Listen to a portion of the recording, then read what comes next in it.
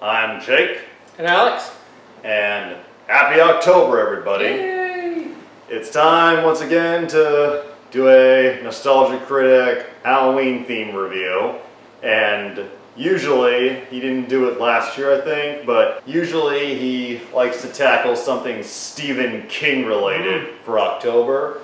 And we've reacted to a few of his Stephen King reviews, The Langoliers, Sleepwalkers, the one with the cat incest.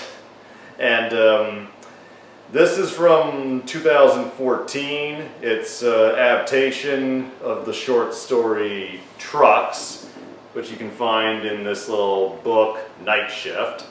But Doug reviewed the 1986 movie Maximum Overdrive, and it's notable for being the only Stephen King film to be directed by the man himself.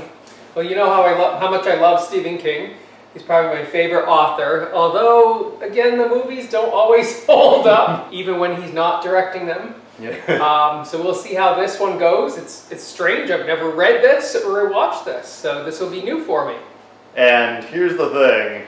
As much, I enjoy Stephen, I'm more like a moderate fan. We both have had really bad experiences with a particular Stephen King adaptation. You've gone on about how much you despise the Dark Tower movie. Oh, that's awful. And me, earlier this year, I saw The Monkey by Osgood Perkins, which is not only one of the worst Stephen King adaptations I've ever seen. It may be the worst, but it's one of the worst films I've seen in the theater, to be honest. It's just so strange from one of the greatest storytellers of all time that, number one, he can't finish a book, but number two, it just doesn't translate very, not often. Sometimes it does, but it doesn't often translate to the big screen. Yeah, it's weird, and this is notable for the fact that it was made when King was at the height of his drug addiction. And last thing to say before we start is this review has a cameo from somebody we also recently filmed a reaction for. Okay. At the very beginning. I won't say who, but you'll be like, oh. All right. Let's do this. Halloween theme. Yeah. Or a cover. What the hell are you doing in my house? Get out of here! Get out! No, don't do it! Don't do it! Don't do it! Why are you looking your hand while stabbing me?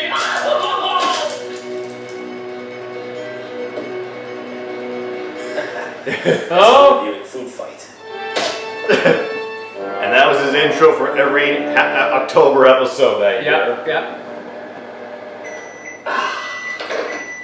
Nothing like bringing in the holidays than by justifying the gym membership in January I'll never use.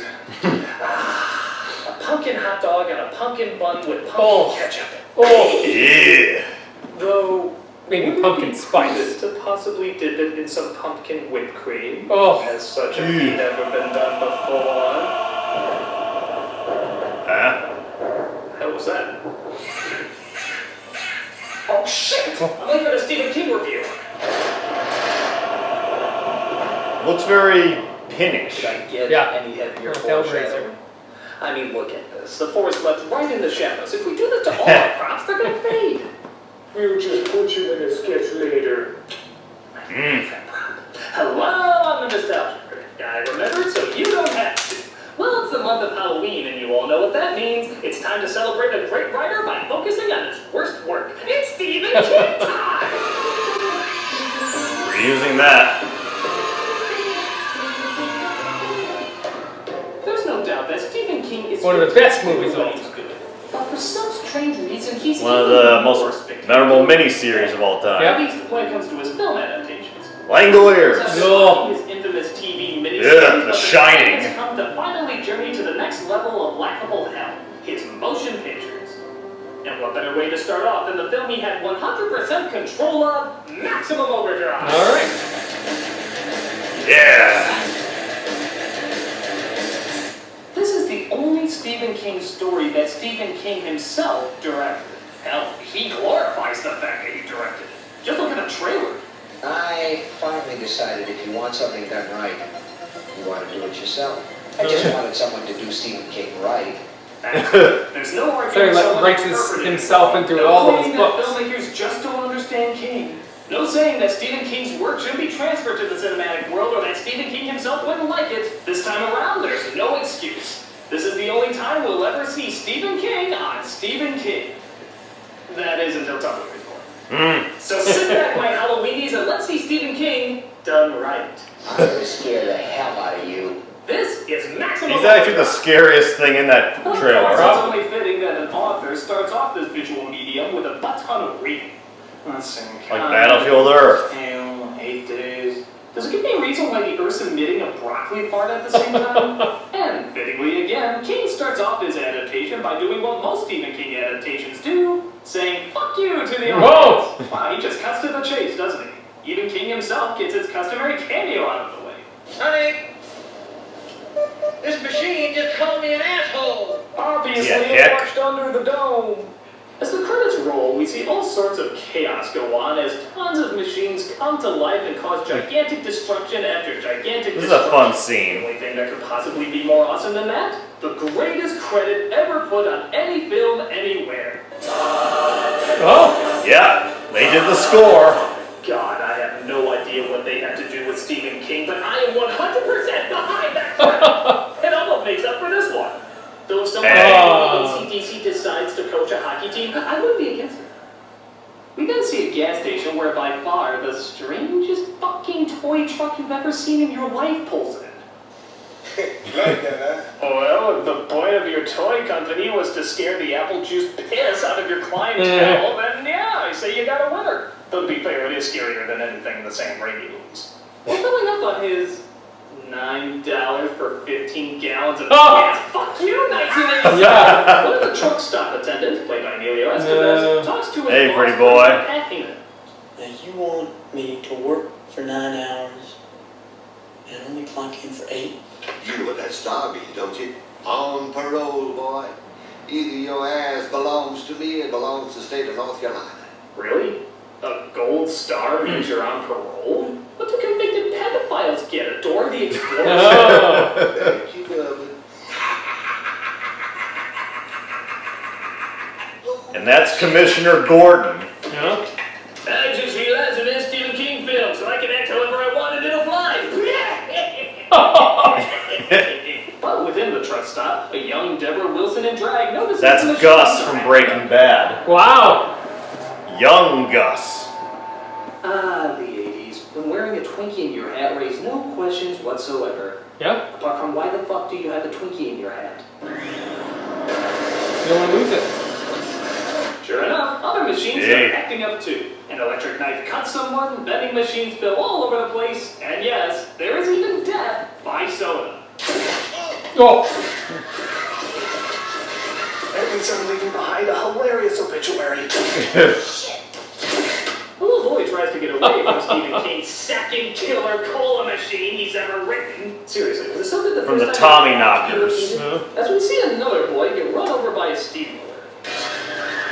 Oh. There is a controversial cut here where it said in the original the boy's head actually explodes, but it was too much Took for an R-rating. guts to do In this. honor of our sick obsession with violence, we should probably question more. Fuck it. I'm gonna show you the one frame that made it into the film. Ooh, I think you can see his eyeball shoot through his brain. Let me have it. The joke from a We gotta previous say, reveal. Hitchhiker, Okay. played by the dollar store version of Molly Ringwald, pulled into the truck stop as the radio says everyone should get off the road. Why? Well, judging by this couple, it's because Haley Joel Osment is inbreeding. That's the only way I can explain why he somehow became two people. Curtis? Is he dead? That's Charlie Smith, by the way, the voice of Lisa Simpson. Yeah. How the character on that show can be annoying? Take a listen to some of this. No, you don't! This is star-studded. Pretty much.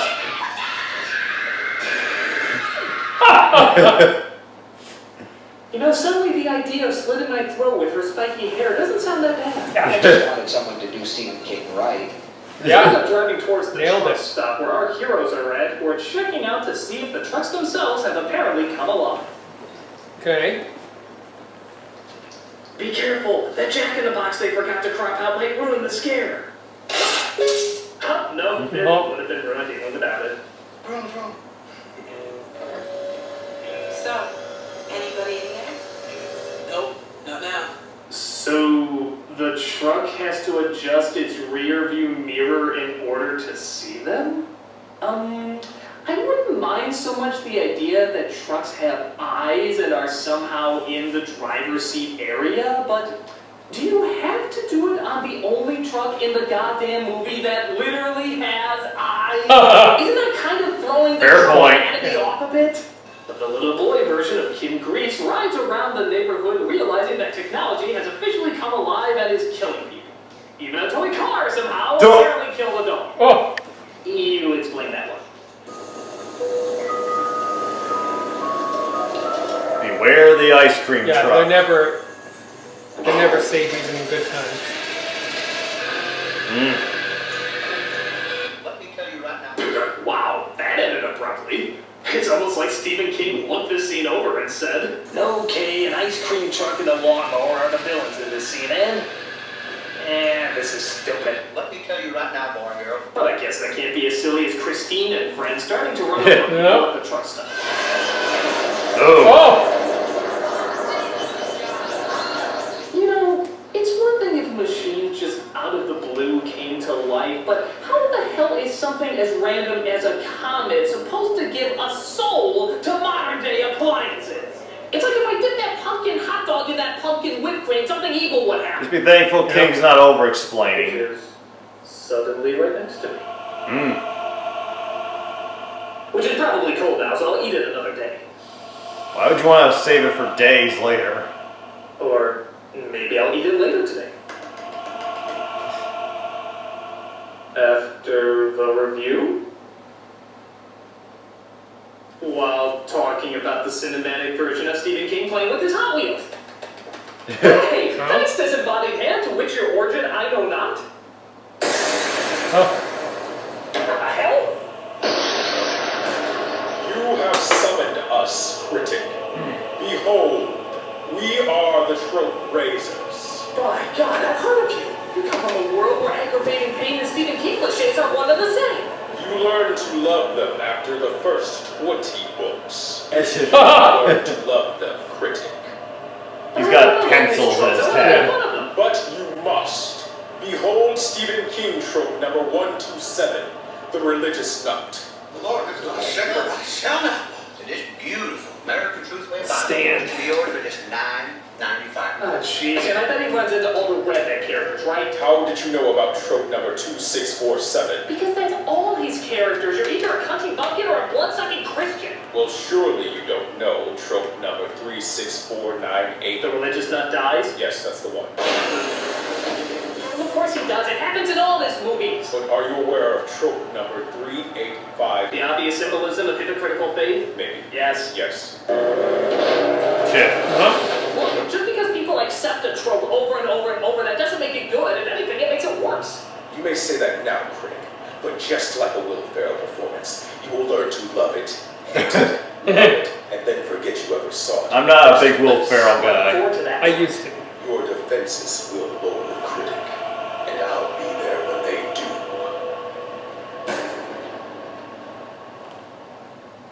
So like I said before, the religious nut is run over by the toy truck, which despite being an over-the-top drawing of a clown, it still somehow gives a more subtle performance than Tim Curry. You flirt! You all flirt! Everyone tries to figure out what to do, while I think this guy went into a coma on screen. The trucks actually start to circle the gas station. Apparently these were all remote controlled. Nothing more frightening than delivery trucks playing Ring Around the Pussies. Here we go round the idiot song. It's loaded with pops whose IQs are dropped. I think you'll need some peppermint schnapps to get through this damn movie. Meanwhile, our newly deads aren't having much luck as they're being chased down by other evil hermits. also dabbles in vehicular manslaughter.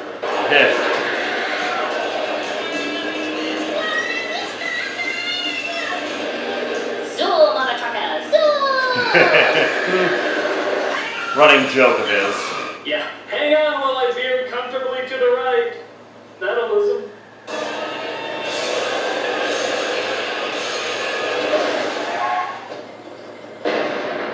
Good pyrotechnics. Yeah. Guess that comment made them extra sensitive to blow up over grassy hills. No, we can call the police on that truck stop up there. Well, it is a truck stop, and we do need to stop trucks. You're just jealous because you didn't leave it first. Unfortunately, the sinister six-wheelers aren't letting up, so our heroes go out to help Squint and Squintier get inside.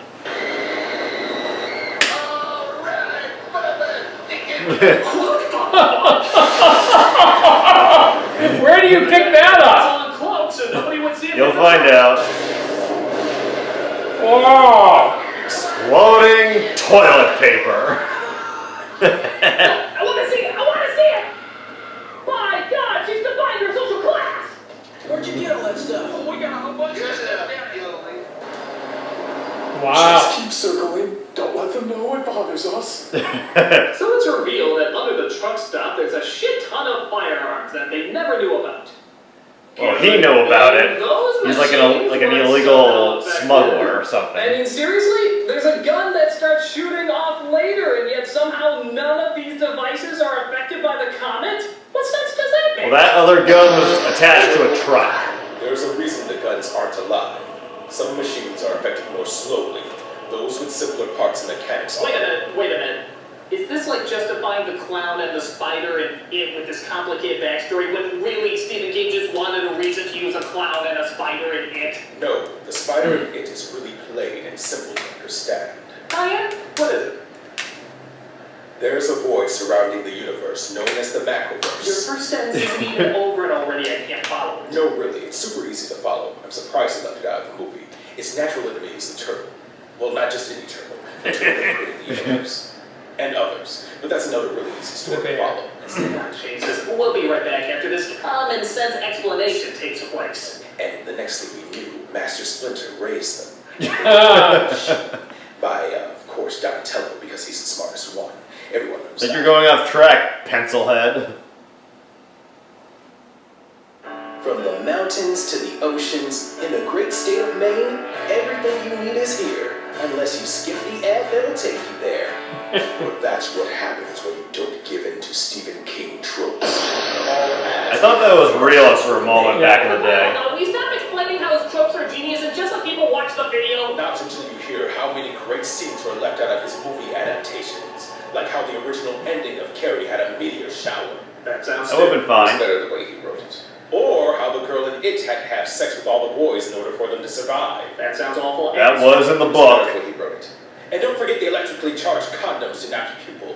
Well, It was the way you wrote it. Well, can't you enjoy the terrible tropes in this film for now? So you are enjoying it. Just let me watch it. Malcolm's having a fun time. So as the sun goes down and the trucks continue to circle the place, there's only one logical thing to do. Pork. Well, of course. What's that? You sure make love like a hero. What can I say? Being held hostage by an army of six-wheelers just turns me on. Even the rest of the people seem to be pretty relaxed while these trucks do nothing but keep circling the wagon. Are these things even supposed to be scary? Is turning the sky green somehow supposed to make them even more threatening? It's like watching Gozer's less talented sister. Bulldozer, the Gozerian's drunken sibling, ain't going anywhere until she gets a bottle of wild turkey. Wild turkey, bitches! I need it. My sister's dead, killed by some 80s comedians. Oh God, I need some ibuprofen. But one waitress decides she's done taking This it up the table. chick. We make them.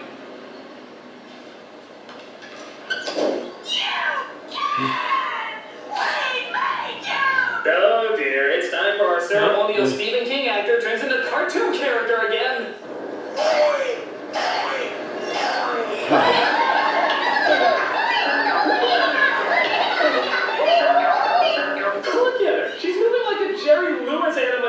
with extra William Shatner parts. Ohio, you cats! We made you. Don't make a circle around. I can't tell if it's terrible or you admire her for giving it her all. Well, back to our all-important drinking. You know, when you take the homicidal element out of it, they actually kind of treat it like a nice situation.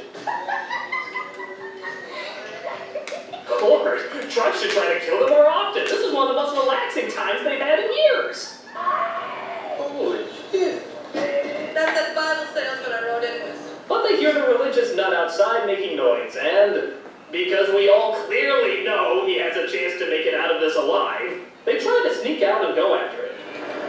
Kids, Big Ben, Carlin.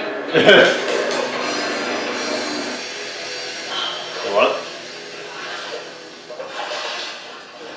Wow, the comment must have also messed with how flashlights work because it's a little confused what's supposed to be lit and what isn't. Yeah. Doesn't work cinematic wise. The little boy comes across him first. Yeah, he gets up. He gets up. He gets up. Well, gee, I guess you really fooled me, movie. I guess he's not going to get up. No, really, you totally got me. I'm totally convinced that he is not going to You're gonna love this performance in a second. Well, I might as well go do some other stuff, seeing how he's clearly not getting up. You really got me there, movie. Really got me. Really thought he was going to get up there, movie. Really got me there. Oh, the fucking shocker! I can't. You're too heavy. Get me out of this pit, or by Jesus, I'll kill you. Truly a man of God. You sound like the bad guy from Howard the Duck. Oh,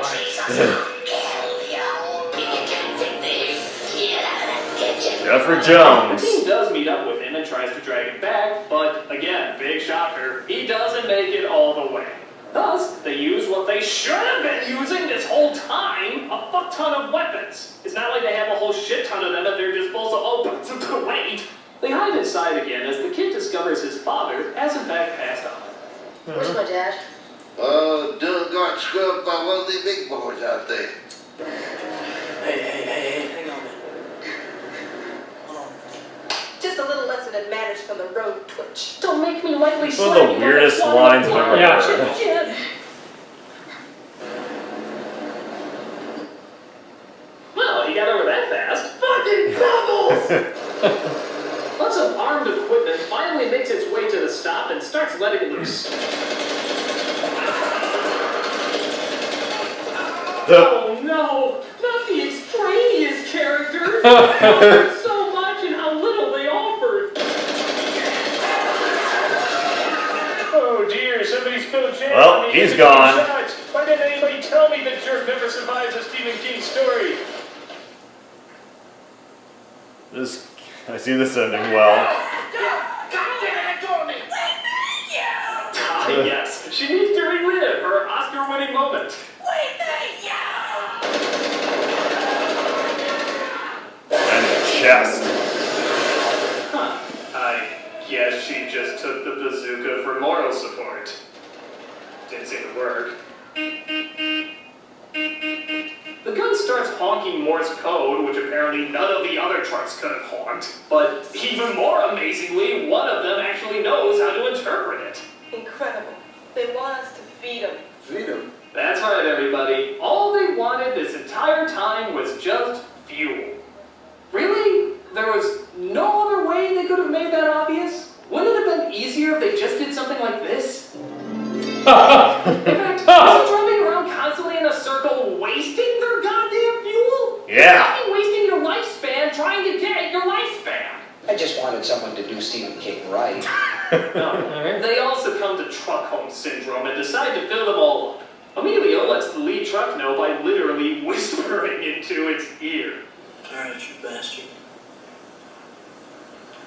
Tell all your friends the main line's open. I'm sorry, I just don't think I can take a scene seriously when he's whispering into what looks like a masked Happy Meal toy. That shit on the East Coast, practically uncut. The fuel gauge, Emilio. Parachute stopped with the fuel gauge. This results in literally hundreds. This is the worst scene in the movie. It's just 10 minutes of them filling up the tanks. It's about as stupidly silly as it sounds. Imagine you're racing aliens, right? And you're looking for a new place to live. Dude, you filled up trucks, not survived a war. I think Yeah. you should be a little less dramatic about it. Sending them room. Using our machines. Sweep us right up. Well, that's an interestingly stupid theory, but like the credit said, comet, which makes much more practical sense-ish, kind of, not really. But I'm sure it's explained in Dark Tower or something. Oh, come on. How do they decide to figure out a plan to take these suckers out and leave? Whoa, cool, champ. Little pig business take care of. Something you wouldn't understand. Now, when I say run, you run, okay? I know we don't have ears, but we've clearly established I can hear you guys. It's the same volume you were speaking to me just a minute ago. Wow! Yeah. God, am I this easy to take out? You gotta be kidding me! I've been fucking foiled by user friendliness! They wait until night to make their escape as, for some reason, the trucks let them do it until several hours later when they finally decide to attack the place. Weird timing. Yeah. Wait until your enemy has fled and then let them have it. Look, they're even crushing the newlyweds' car that I'm only now realizing never came to life. Again, explain in Dark Tower. I think it was already crushed earlier. We'll meet again, Spider-Man! But wait, what's that? It's back. That's for never having the Ninja Turtle bars. I need to come drop eyes. They head towards the boats because apparently they're not affected by the comet, alien, ghost, whatever. But Yoda from Hell is still ready for some action. Adios, motherfucker! Ah, you think that can stop me? Oh, wait, I'm done. Yeah, good job.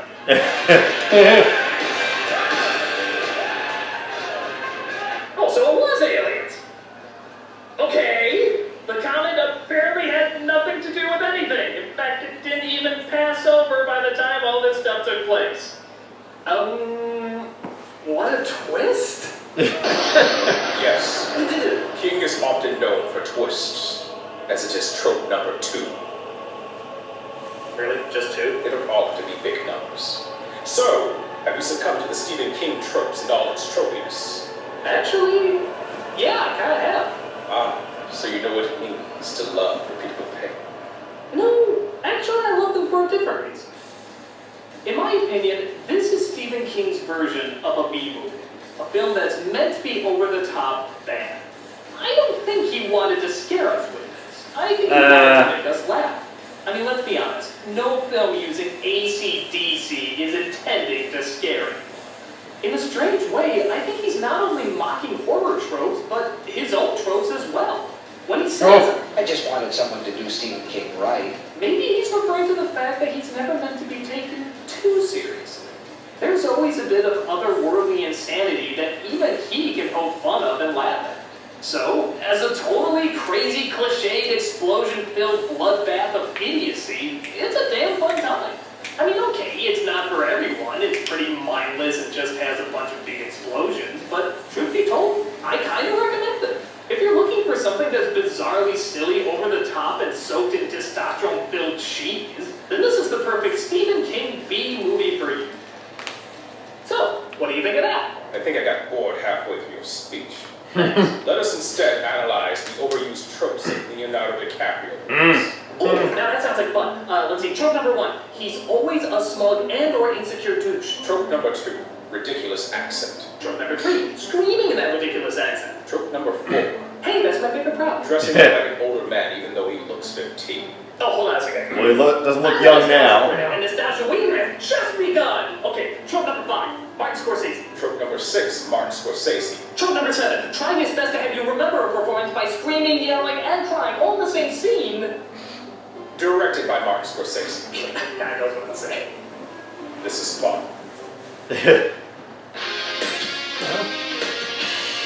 I don't know if King intentionally mocked his own tropes, considering how high he was while making it. Yeah. I think he just didn't know where he was or where he was going. There's always an after credit bit here. Orange.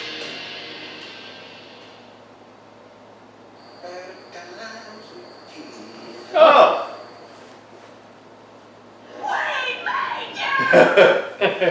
Oh, that chick. Just, it's not good, but give her this. She put her all onto that screen. Yeah, yeah. And I love his description. Jerry Lewis with a little Shatner in there.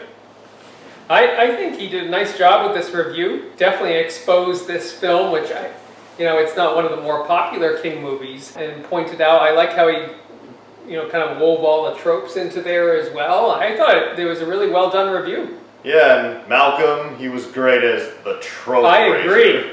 That was definitely a highlight. Nice makeup job. Yeah. And the bit with the fake ad, that did get me for a brief second. I agree, yeah. And it's hard to say what joke's my favorite. His hallelujah to AC/DC. The mask. Yeah. And pointing out how weird it is that some of the machines will come alive, but others won't. Yeah. And, oh yeah, him slowing down the film to show the kid's brain popping out. It's not a good scene in the original movie. I thought that was a really good scene. The pyro was really good in the movie. He pointed that out in the review. Say what you will about this film, but it is entertaining. I agree, and he made that point. It's like a campy, good film. Yeah, I remember watching this, seeing all these, when the gas station blows up at the end, I was like, Michael Bay, eat your heart out. Yeah. The only part of this film that is legitimately bad, like so bad, I hate it, is when they refuel the trucks. Yeah. It's a long, dragged out sequence. It goes on for like 10, 15 minutes. It's just boring, and Emilio, him being like, oh, I've been through it all, after getting blisters, I'm like, give me a break. And then the inconsistencies with some machines getting affected, others not.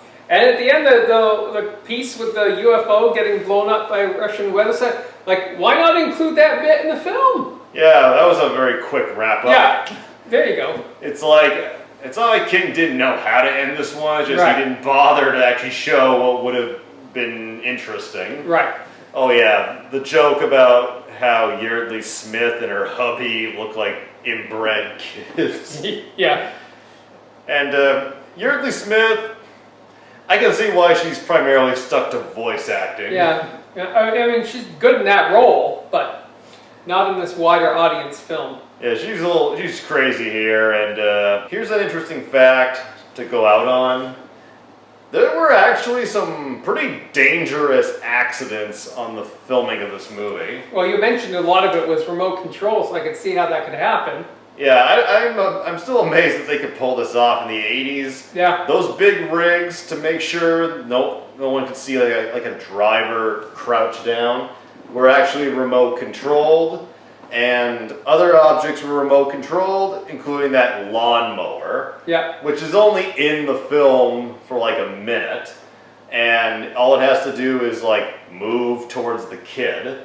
And I don't know why they did this, but it was an actual, next to being remote controlled, it was a legit functioning lawnmower. Okay. And so like they turned it on so you'd hear the whirring, and while they were trying to steer it, it went out of control and crashed into a into a block of wood, and this caused the wood to get shred up and shoot splinters out. So art mimicked life. And one of those splinters hit the film's cinematographer right in the eye. Oh my gosh. Blinding him in that eye for life. Wow. he sued, and King, the producers, paid him off, I think, reasonably well. Yeah. That bit at the end where they make the ice cream truck flip on itself, and it comes like shooting across the pavement. In actuality, the truck crashed into the camera, and the cameraman who was filming was like, or somebody, it was either the cameraman or one of the grips, but the truck was literally like 2 seconds from flattening him. Wow. And then suddenly one of the other crew members just ran in and tackled him at the last second out of the way. I feel like there's an Alec Baldwin joke in here somewhere, but... Either way, King had been asked, why have you never directed again? To which he says, like, have you seen Maximum Overdrive? Yeah. So even he's aware, even he admits, not my best. Jump the shark a little bit in places. The trailer is entertaining, Yeah. where King himself tries to sell it. Well, he does that in so many of his books. And also, I'm surprised Doug didn't highlight this. This is one of the few King stories that isn't set in Maine. No, North Carolina. It might as well have been Maine, but... Yeah, I should tell Allie. She's at the land of killer trucks. Yeah. Look out. Well, hope you enjoyed that. It's always fun. Yeah, it's a good review, actually, yeah. It's always fun to hear Doug dissect the world of Stephen King. Yeah. And even made you react with a Dark Tower line. Yeah, from one fan to another. We'll see you again, hopefully soon. Happy haunting. Yeah.